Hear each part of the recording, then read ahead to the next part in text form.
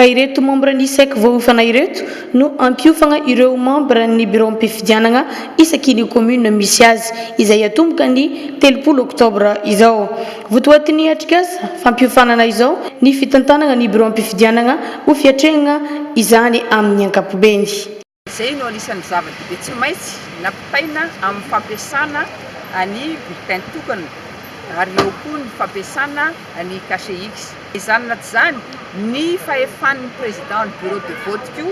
dia zava-dehibe ny fampitana an'izay ko hoe inona moa fahefan'ny président bureau de vote. Olona manana ny fahefana ambony izay voalaza ny lalàna ny président bureau de vote satria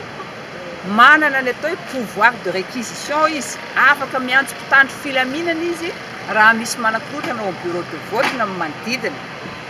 Niza ivelan'ireo mpikambana anankidimy ao bureau de vote ireo dia tsy afaka miditra amin'ny fitantanana ny bureau de vote na ny délégué ny candidat zany na ny mpanara-maso zany